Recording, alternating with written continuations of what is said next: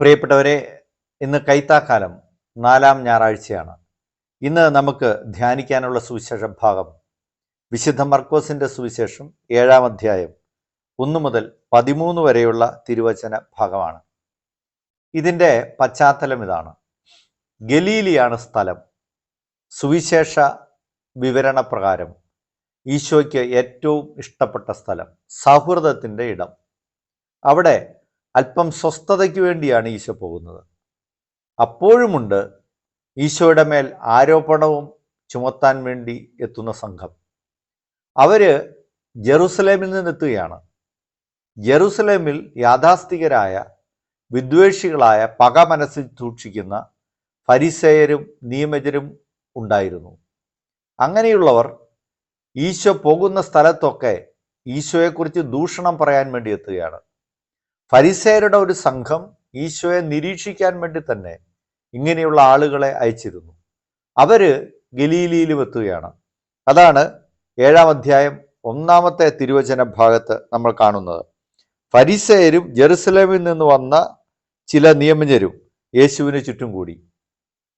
അവര് വരുന്നതിൻ്റെ ഉദ്ദേശം ഇതാണ്: ജനക്കൂട്ടത്തിന് മുമ്പിൽ ചോദ്യങ്ങൾ ചോദിച്ച് ഈശോയെ കുഴക്കുകയും ഈശോയെ സ്വഭാവഹത്യ നടത്തുകയും ചെയ്യുക എന്നതായിരുന്നു അവരുടെ ലക്ഷ്യം.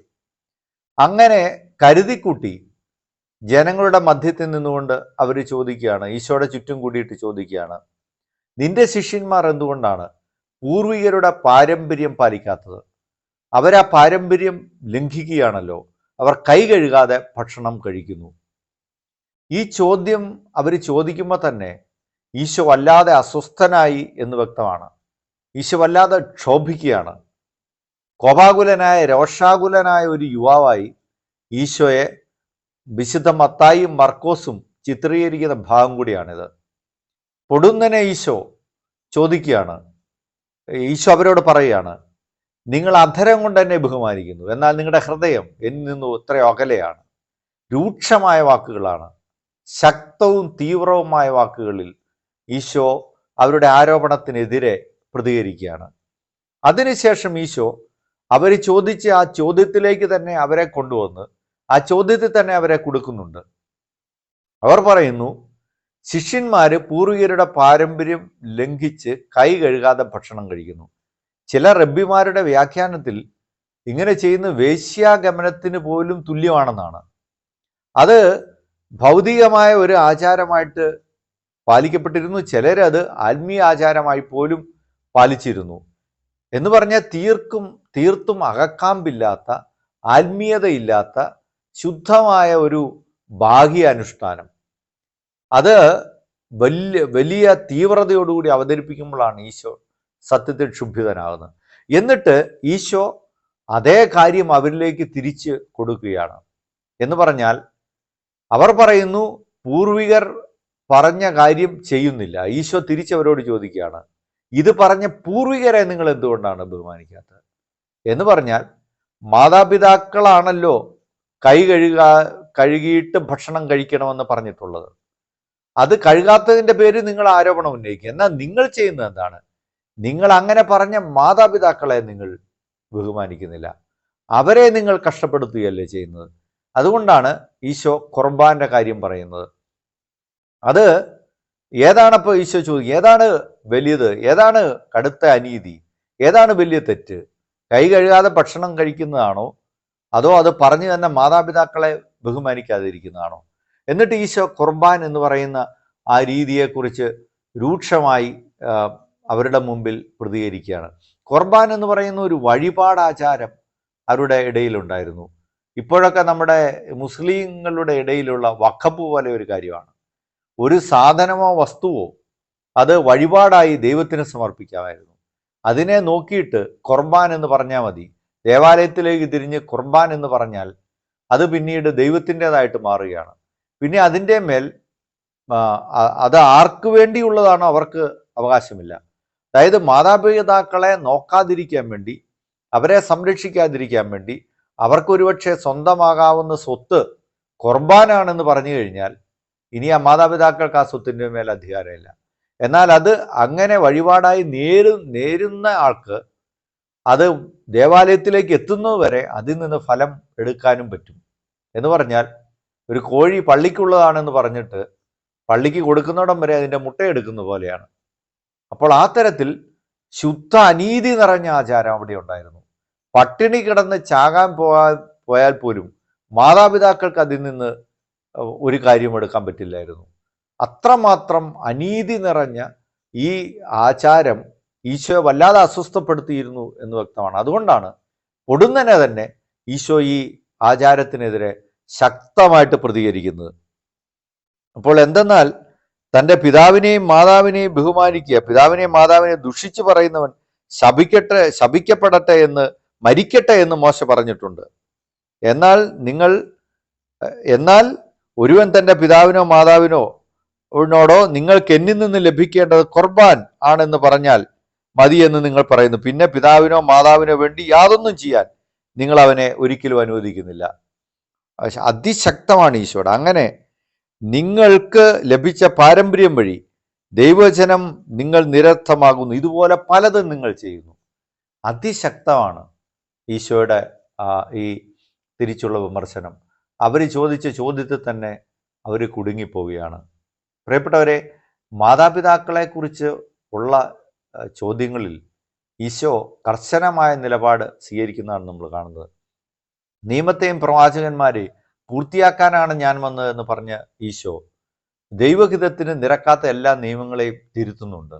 കണ്ണിന് പകരം കണ്ണ്, പല്ലിന് പകരം പല്ല് എന്ന് പറഞ്ഞിരിക്കുന്നതായി നിങ്ങൾ കേട്ടിട്ടുണ്ട്, എന്നാൽ ഞാൻ നിങ്ങളോട് പറയുന്നു എന്ന് പറഞ്ഞ് ഈശോ ഇതെല്ലാം തിരുത്തുന്നുണ്ട്. പക്ഷേ മാതാപിതാക്കളെക്കുറിച്ച് എന്ന് ചോദിക്കുന്ന ചോദ്യത്തിന് ഈശോ തിരുത്തുന്നില്ല. മോശയുടെ നിയമം ഈശോ തിരുത്താൻ തയ്യാറാകുന്നില്ല. അപ്പോൾ നമ്മൾ ഈ കാലത്ത് ചിന്തിക്കേണ്ടതാണ്, എങ്ങനെയാണ് ക്രൈസ്തവരായ നമ്മൾ മാതാപിതാക്കളോട് പെരുമാറുക. ഇന്നലെ ഒരുപാട് സങ്കടപ്പെടുത്തിയ ഒരു കാര്യവും, ഒരു മകൻ മാതാപിതാക്കളെ നിരന്തരം ദ്രോഹിച്ചു കൊണ്ടിരുന്നു. 52 വയസ്സോളം ഉണ്ട്, നിരന്തരം ദ്രോഹിച്ചുകൊണ്ട് അവസാനം അവൻ ലഹരിക്കടിമയാണ്, മാതാപിതാക്കളെ കുത്തിക്കൊന്നു. ക്രൈസ്തവനായ ഒരുവനാണ്. നോക്കൂ എത്ര മാതാപിതാക്കൾക്കെതിരായ എന്തെല്ലാം കാര്യങ്ങളാണ്. എത്രയോ സ്ഥലങ്ങളിലാണ് വിവാഹത്തിന് മുമ്പ് പെൺകുട്ടികൾ ചോദിക്കുന്നത് വല്യപ്പനോ വല്യമ്മയോ ഉണ്ടോയെന്ന്. മാതാപിതാക്കളെ സംരക്ഷിക്കാൻ നോക്കാനും തയ്യാറല്ലാത്ത തലമുറ വളർന്നു വരികയാണ്. അപ്പോൾ ഈശോ പറയുന്ന ഈ കാര്യം നമ്മൾ ശരിക്കും ധ്യാന വിഷയമാക്കേണ്ടതാണ്. മാതാപിതാക്കളെ കുത്തുവാക്കുകൾ പറയും, അവരെ സങ്കടപ്പെടുത്തുകയും ചെയ്യുന്ന ആ നിലപാടിലാണോ നമ്മൾ? അതോ ഈശോ പറയുന്ന രീതിയിൽ എപ്പോഴും മാതാപിതാക്കളോട് ബഹുമാനത്തോടെ പെരുമാറുന്നവരാണോ നമ്മൾ? ഞാനൊരു കാര്യം ഓർക്കുന്നത്, ബാലചന്ദ്രൻ ചുള്ളിക്കാടിൻ്റെ സ്മരണകളുടെ ചിദംബരത്ത് എന്ന് പറയുന്നൊരു കഥയാണ്. നമ്മുടെ മനസ്സ് പൊള്ളിക്കുന്ന ഒരു കഥയാണത്.